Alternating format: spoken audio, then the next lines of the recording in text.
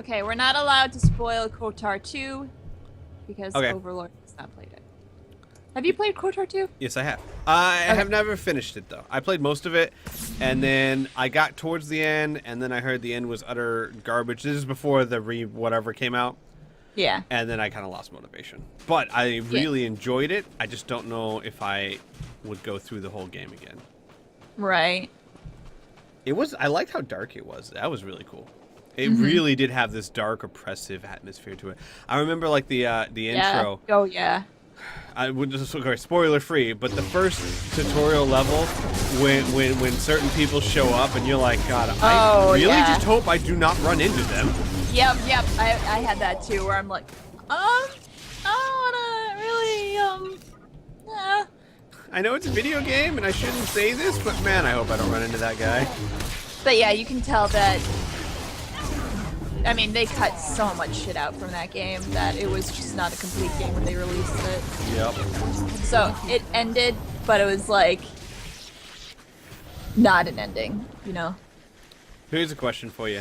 Original ending for KOTOR 2. Better or worse than ME3's last 10 minutes? Yeah, it's a tough one, isn't it? I'm gonna say it's better only because ME3 had a lot more build up. And had a lot. It was riding on a lot more than KOTOR 2. We gotta destroy 10 of these weapon caches. Cache. By the way, also to expound upon an earlier thing where Hazard was saying, you know, this is non-canon anymore. Thanks, J.J. Abrams. First, it was Disney's decision to make the expanded universe non-canon, and second, again, while I may be a little disappointed by it because there's some really good expanded universe stories like this one, but I completely understand where Disney's coming from because let's say Criana wrote a story, right? And then she says, "I'm done with this story. I am giving and during that story, other people who, you know, were not Criana wrote books pertaining to that story, and Criana said, yeah, cool, these fit, that's fine. And then she's like, you know what, I'm done with this. I'm giving all creative rights over to me, and from now on, I will continue the story, right? Well, I didn't have any say whatsoever in what any one of those other people that wasn't Criana wrote or said about this universe. And I might want to tell my own story or how I think it should have gone down. And I think I have every right to be able to do that. Disney's version or idea or view of what happened after the movies or before the movies could be very different from what the expanded universe had. And since they had absolutely no say in that part, then I agree with their decision. I understand their decision. I'm not sure I agree with it because I really enjoyed the expanded universe. So what I'm getting out of this conversation is my hopes and dreams of being the next Disney princess is for naught. No. There's 'Cause always headcanon. I'm not canon. You're headcanon. It's almost as good. It's not the same! It's almost the same! Ellenor for princess will never happen. You don't know that. It could happen.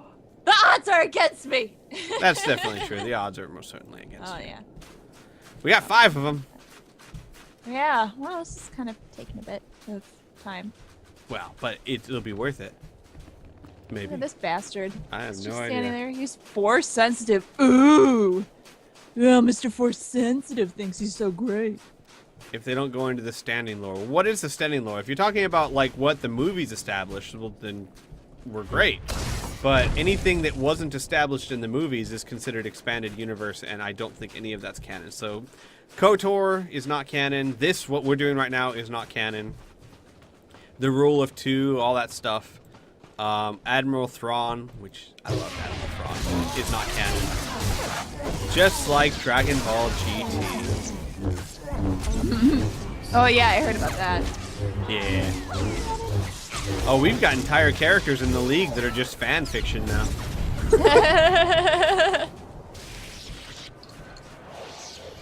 That is true. That's a good. I never thought about that before. Leia's a Disney princess now. Oh yeah. Woot! But I wanted to be the next because, I mean, let's face it, Leia's a little bit old school. Ellenor's hip, by the young, way, beautiful. Just so you know, we don't have to kill any more of these guys. We just gotta blow up those chests. Well, if they're attacking me, I'm going to murderize them. I'm okay with that, actually. Okay, cool. I dig. Now, hey, if you were to say strangle them while they were sleeping, I don't know. Just put a blanket over their mouth. That's a bit harsh. It's a bit much. Yeah, very detailed there, Criana. Takes one to know one. I don't know what that means. Oh, there's one over there. I'ma get you, Crate. Bitch! I got it first. I know you did.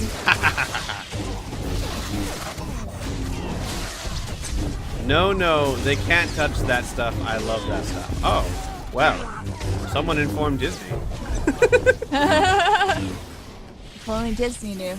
I am so sorry, Disney, but Overlord loves that part of the lore.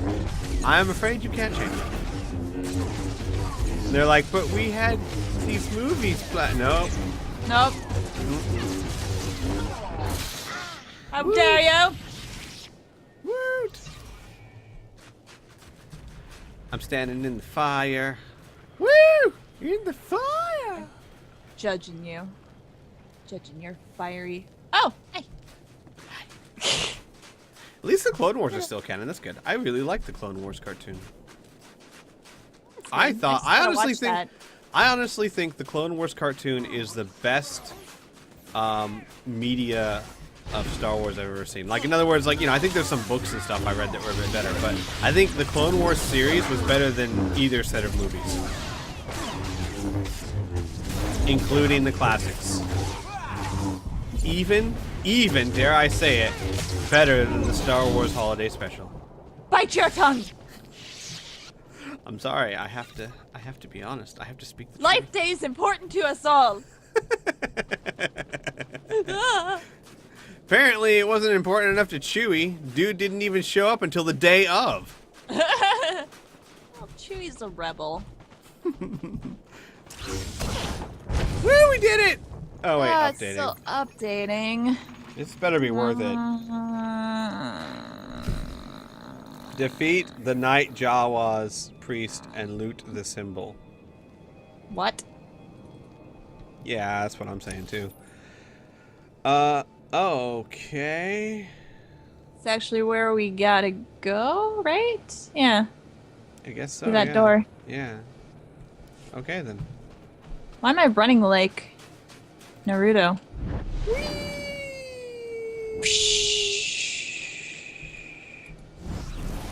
Da, da, da, da, da.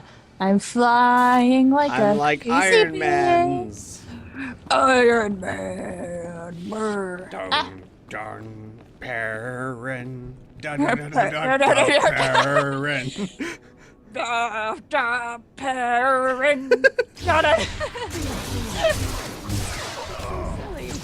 It's like Perrin's theme song to himself. Are you okay? I think so. Where are you? I'm fighting things. Where are you? Oh, I'm inside. Me too. Oh wait, we're supposed to defeat 25 of these guys too. You know, we might as well actually take the time to do this, since we do need to level up. Wait, hold on. Did you go through your... You went through your story. Okay, that's why I was confused. Hi. Hi, I didn't realize that was your story. Where do we need to go then? No, it's fine. We're here. Oh, okay. Hang on. Is this where we need to, Massive Assassins... defeat... Okay, yeah, this is my thing, isn't it? Do you have a thing to defeat 25 of these people?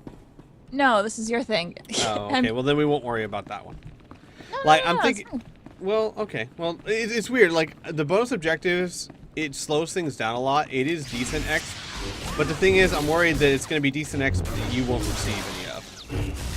So we either have to agree to do both of our bonus objectives or neither of our bonus objectives. But I think since we have to level up, maybe we should just do all our bonus objectives. Yeah, and it's not going to take too long anyway, and we're probably going to be fighting past these guys. It's true. And that way we don't have to worry about such huge, long levelings. We'll still need a leveling session or two, but... Oh, yeah. For shizzle. We got 7 levels to go up.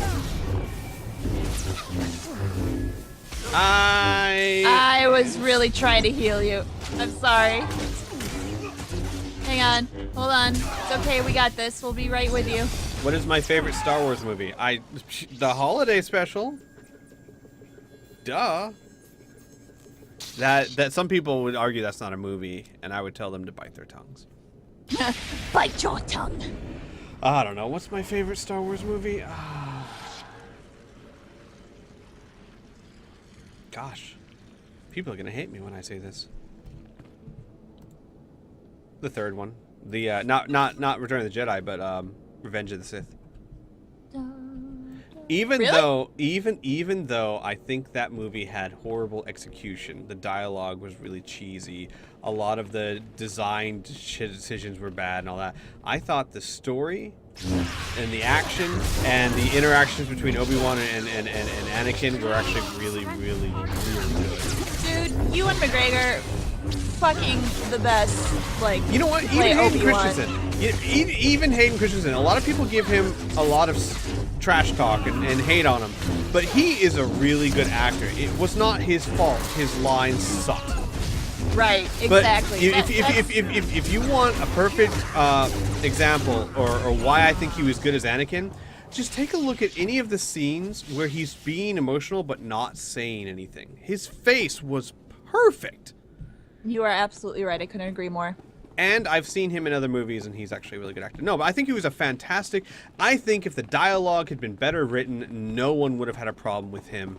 Because everyone says he's too whiny. That's not him. That's the lines he was forced to say. So I do have a lot of problems with that movie. However, that said, overall, I think that was the most enjoyable of the 6.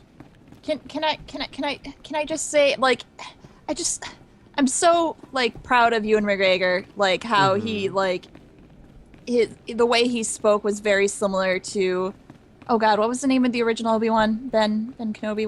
Kenobi. Alec Guinness. Yeah. The way he spoke was so similar in just, like, the mannerism and everything. It was just, it was so impressive. Especially, like, the last movie. You look at that and you go, yeah, dude, that's Ewan McGregor 20 years ago. Yeah, exactly. Yeah, he killed that. He was so good, he made the bad dialogue sound good. Yeah. But see, here's the thing, and here's why I cut Hayden Christensen a lot of slack. I'm sorry, no one in the world can make this sound good. From my point of view, the Jedi are evil. That is such a lame and stupid line that no one would ever say in the middle of a lightsaber fight. That's not his fault. But I do think the third movie was probably my favorite out of all of them because the overall story was good. And must say, even though it's a rather small scene, the opera house scene was phenomenal. The scene where they're at the opera and he's talking about Darth Plagueis. Oh, so good. And it shows that Ian McKellen, no, Ian, whoever Ian, I forget his name, Ian, the guy who played the Emperor. Do it. It showed that he's actually a really good actor. He was just hamming it up big time. No, oh God, no, yes. No. But you gotta kind of like. My love for him has grown quite immensely over the past year. But you go to the opera house scene when he was talking about Darth Plagueis, and the acting there was fantastic. It was menacing. It was subtle. It was awesome. And then you just go, you add to it the power. There's a good amount of time where I was photoshopping Colin Mockery's face over the Emperor. Nice. What are we doing in here, by the way? We were killing stuff. Did we kill them all? I still gotta kill 11 more. Good 11 Lord. More on Earth. Well, this is a story zone, so it's not like they respawn. There's just got to be more later on. Yeah, I guess so. That is the one problem with story zones is that generally if they say 25, there's only 25 enemies there. Yeah. Do I like Phantom Menace? No. You know the one thing I like about Phantom Menace, the two things I like about Phantom Menace. One, the political part when they showed how Palpatine was manipulating everyone to become a chancellor, or to become the chancellor. That was cool. And of course I know that flew by most kids' heads, but still, I thought it was cool. And the lightsaber fight at the end. Those were the only two redeeming qualities of that entire movie. No, Qui-Gon Jinn. And the actors. Qui-Gon Jinn and Ewan McGregor, I thought, were really, really good in that movie and did a really, really good job. And what? Where are we going? I don't know. This is it. It's telling me to leave now. Oh. Darth Maul was also kind of bad. Maybe I had to go to multiple places and kill them. Oh, I bet that's it. Maybe it is. Yeah, Darth Maul was actually really cool too. But I mean, so besides the actors, the lightsaber fight at the end, and the political intrigue, there was no redeeming qualities to that movie whatsoever.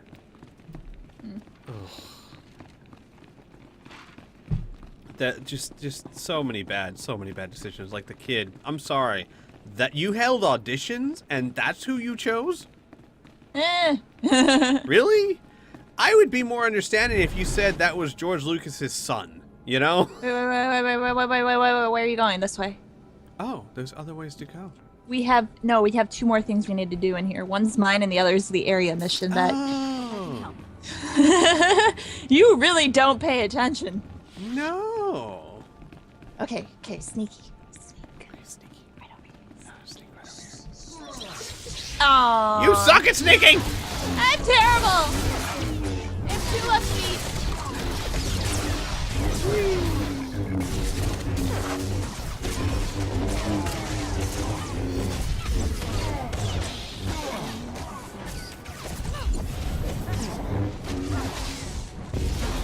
Was Jar Jar a redeeming quality? No, of course not. You know what, though? I will say this, though. I will say this. I hated Jar Jar as a character, honestly. I didn't think he was funny. But if I'm going to be completely honest, he was better than the flippin' Ewoks. That's not true. I'd say the Ewoks are better only because at least they're cute and cuddly. I was going to say...